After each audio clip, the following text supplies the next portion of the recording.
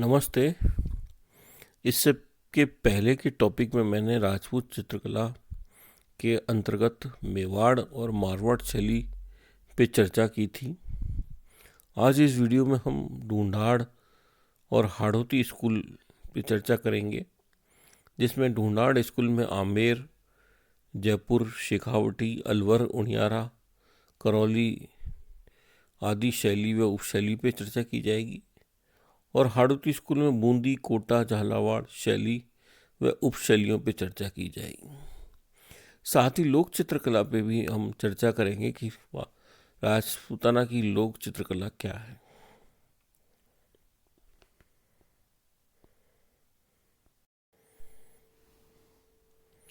Hadoti school के अंतर्गत बूंदी, कोटा, झालावाड़ क्षेत्र आता है और बूंदी शैली, जिसमें वीर रस, श्रृंगार रस की रचनाएं आई, भड़कीले रंगों का प्रयोग किया गया, सवारी के चित्र हैं, दरबार के चित्र हैं, शिकार व उत्सव के चित्र हैं और ये प्रारंभ में मेवाड़ स्कूल से प्रभावित थी। बूंदी शैली का विकास राव सुरजन सिंह के समय 1554 से 85 के बीच हुआ और राजा अरुणजीत सिंह के समय दक्षिण युद्धों के फलस्वरूप बूंदी शैली में दक्षिण कला के तत्वों का संयोजन हुआ। राजा उमेश सिंह के काल में बूंदी शैली में नवीन मोड़ आया और भावनाओं की सरलता, प्रकृति की विविधता, पशु पक्षियों, सतरंगे बादलों, जलाशय का चित्रण बहुलता से हुआ। राजस्थानी चित्र शैली का पूर्ण विकास, वीरता के साथ श्रृंगार आदि का चित्रण, बूंदी शैली में भड़कीले रंगों का प्रयोग हुआ। इन विषयों में राग, रागनी, नायिक का भेद, ऋतुवा, 12 मास, कृष्ण लीला, वर्षा, शीत, ग्रीष्म, होली आदि चित्रों का प्रयोग हुआ। कोटा शैली में 1631 में कोटा की स्थापना माधो सिंह हाड़ा द्वारा की गई और राजा राम सिंह 1669 से 1705 के समय कोटा में स्वतंत्र चित्र बनाए जाने लगे। दरबारी दृश्य, जुलूस, कृष्ण लीला, 12 मास, राग, रागनी, युद्ध, शिकार इस शैली की प्रमुख विशेषताएं थी।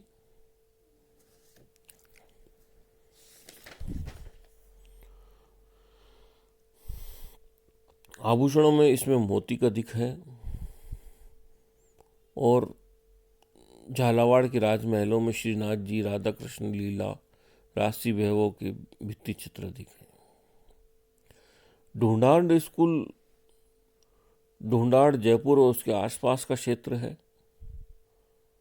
इसमें आमेर, जयपुर, अलवर, शेखावटी, उनियारा, करौली आदि के शैलियों के चित्र समावेश है। जयपुर की शैली आमेर शैली से ही प्रभावित है और आमेर शैली की प्राचीन उदाहरण 1600 ईस्वी से 1614 के आसपास आमेर की छत्रियों के भित्ति चित्र में उपलब्ध होते हैं। महाराज सवाई जय सिंह ने 1727 में जयपुर का निर्माण किया और जयपुर शैली को आमेर शैली विरासत में मिली। आमेर के सभी कलाकार जयपुर में बसे और जयपुर में भित्ति चित्र व पोर्ट्रेटों का निर्माण हुआ। सवाई जयसिंह के पुत्र ईश्वर सिंह के समय जयपुर के साहिबराम नामक चित्रकार, जो चित्रकला में आदम का चित्र बनाकर चित्रकला में एक नई परंपरा विकसित की। सवाई माधव सिंह के समय गलता के मंदिरों, सिसोदिया रानी के महल, चंद्र महल, पुंडरीक की हवेलियों में कलात्मक भित्ति चित्रण हुआ। महाभारत, रामायण, कृष्ण लीला, दुर्गा पाठ, रागमाला, गीतमाला, गीत गोविंद और कामसूत्र पर भी अनेक चित्र बनाए गए। जस्ते का प्रयोग, हल्का नीला, पीला रंग, सफ़ेद, लाल रंग का प्रयोग हुआ। प्रताप सिंह ने एक चित्रकला कैंट की स्थापना की जिसमें 50 से अधिक चित्रकार थे। जयपुर शैली में चित्रित पुरुषों की लंबाई और स्त्रियों की लंबाई अच्छी थी। पुरुष मूछें, लंबे बाल रखते, दाढ़ी कम होती थी। स्त्रियों का शरीर सुगठित, सुडौल, लंबे केशों से युक्त होता था। राम सिंह के समय शासन में अंग्रेजों का प्रभाव अधिक था।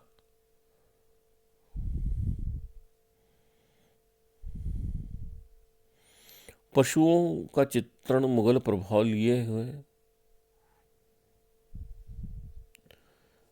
अलवर की शैली राजा बख्तावर सिंह के समय नींव पड़ी। राजा विनय सिंह के समय बलदेव और गुलाम अली प्रसिद्ध चित्रकार थे। अलवर शैली जयपुर और दिल्ली शैली के मिश्रण से बनी है। कई विद्वान इस शैली को मुगल शैली की प्रतिछाया मानते हैं। इस शैली के विषयों में राधा कृष्ण, वेश्या जीवन, अंग्रेजी जीवन पद्धति, शिकार चित्रण आदि हैं। भरतपुर और करौली क्षेत्रों में ब्रज का प्रभाव अधिक था।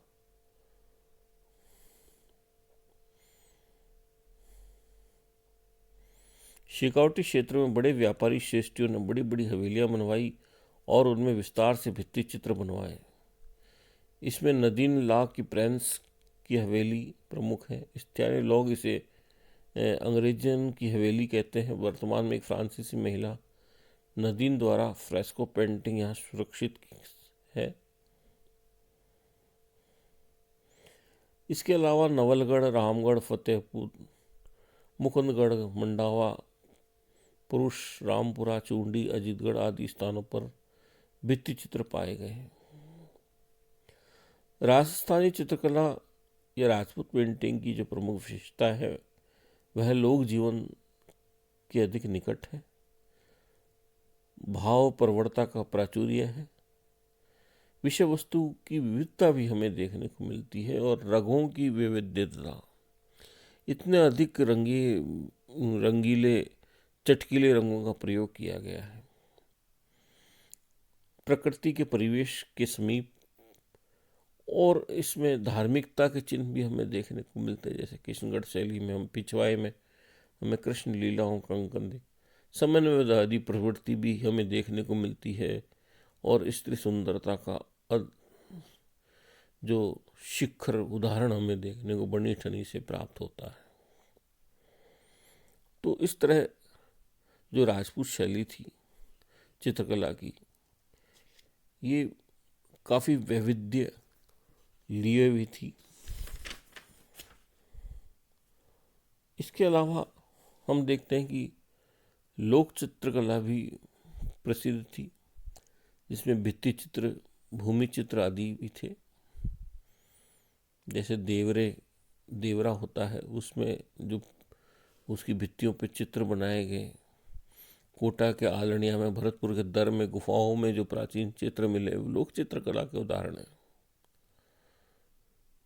पथवारी, तीर्थ यात्रा जाने आकृति बनी होती थी। पथवारी पूजे जाते, उसमें सांची दीवार पर गोबर से उकेर कर पूजना। सांझी को कुंवारी कन्या माता पार्वती मानकर अच्छे वर की कामना के लिए दशहरे से पूर्व नवरात्र में व्रत करके पूजती थी। इसी तरह मोरड़ी मांडना, मीणा जाति मोर मांड कर पूजता है।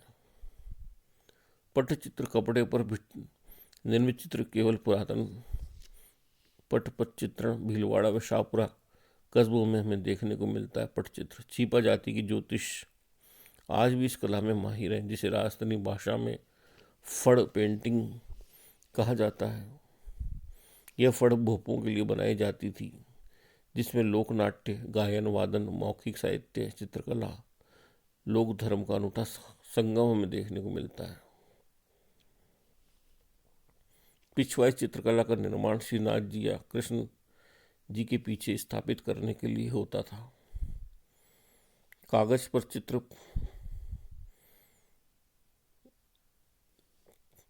पाने देवी देवताओं के श्रीनाथ जी के हमें देखने को मिलते हैं। लकड़ी पर निर्मित चित्र, कावड़, खिलौने हमें देखने को मिलते हैं।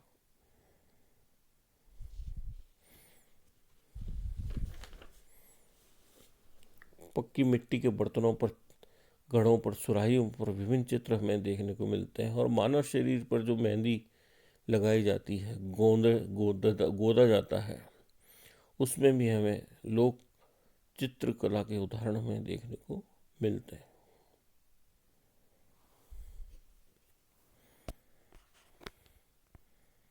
Thank you.